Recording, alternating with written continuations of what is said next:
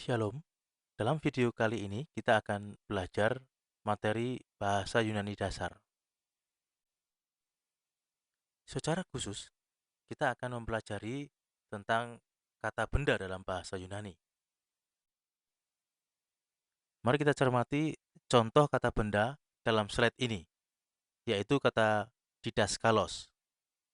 Seperti dalam kata kerja bahasa Yunani yang sudah kita pelajari dalam video sebelumnya, sebuah kata benda Yunani pada dirinya sendiri memberikan informasi gramatikal yang sangat penting untuk dimengerti, yakni terkait dengan deklensi, jenis, jumlah, dan kasus. Sehingga kalau kita perhatikan pada contoh di atas dari kata didaskalos ini, kita bisa melihat bahwa ini adalah sebuah kata benda dengan pola deklensi kedua yang berjenis maskulin, kemudian jumlahnya tunggal dan berkasus nominatif.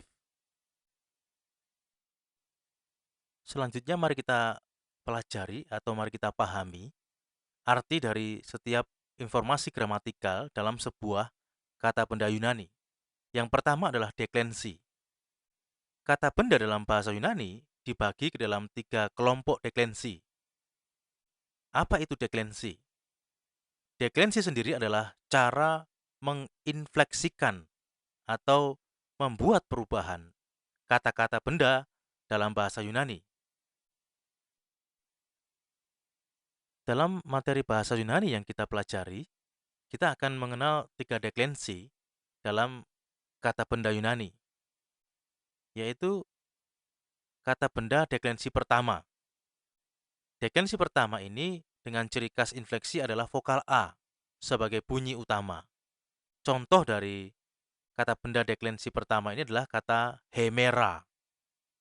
Kemudian kata benda deklensi kedua. Deklensi kedua ini ciri khas infleksinya adalah vokal O sebagai bunyi utama. Dan contoh kata benda deklensi kedua adalah kata nomos. Dan yang terakhir adalah kata benda deklensi ketiga. Deklensi ketiga ini ciri khasnya adalah sistem yang ditandai oleh pangkal konsonan. Informasi gramatikal selanjutnya setelah deklensi adalah jenis atau gender. Jenis menunjuk pada apakah kata benda itu berbentuk maskulin, feminin, atau neuter. Jadi ada 3 jenis kata benda, yaitu maskulin, feminin, atau neuter.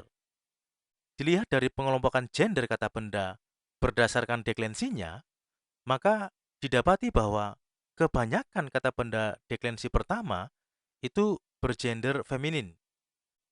Kemudian kebanyakan kata benda deklensi kedua itu bergender maskulin.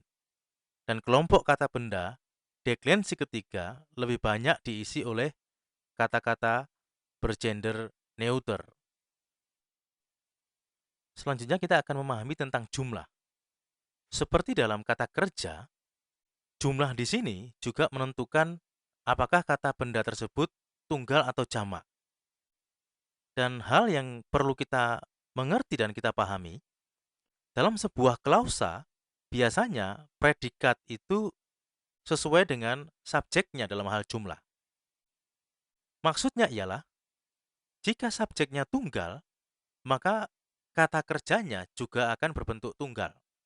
Dan jika subjeknya jamak, maka kata kerjanya juga akan berbentuk jamak.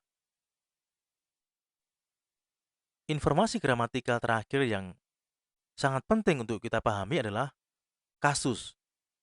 Istilah kasus pada awalnya didefinisikan sebagai variasi bentuk yang dimiliki sebuah kata benda. Dari sekitar 20 kasus yang ada, bahasa Yunani menganut sistem 5 kasus, yaitu nominatif, vokatif, akusatif, genetif, dan datif. Kasus itu sendiri berhubungan dengan fungsi kata benda dalam kaitannya dengan kata kerja atau bagian lain dalam kalimat. Ini adalah kelima kasus dalam kata benda Yunani yang sudah disebutkan dalam slide sebelumnya. Yang pertama ada kasus nominatif. Kasus nominatif adalah kasus dasar. Fungsi utama dari kasus ini adalah untuk menunjukkan fungsinya sebagai subjek kalimat. Kemudian ada kasus genetif. Ini adalah kasus sebagai penunjuk hubungan di antara dua kata benda yang sering menyatakan sumber atau pemilik. Selanjutnya ada kasus datif. Ini adalah sebuah kasus sebagai penunjuk sasaran dari suatu aksi atau tindakan atau sebagai pelengkap penderita tidak langsung. Sehingga dalam kasus datif ini sering diterjemahkan bagi atau kepada. Kemudian ada kasus akusatif. Kasus akusatif bisa disebut sebagai penderita atau objek langsung. Dan yang terakhir adalah kasus vokatif. Kasus ini sering digunakan untuk seruan. Namun demikian, kasus ini juga berfungsi untuk menyapa. Terima kasih sudah menonton video ini. Kita jumpa lagi dalam video-video berikutnya.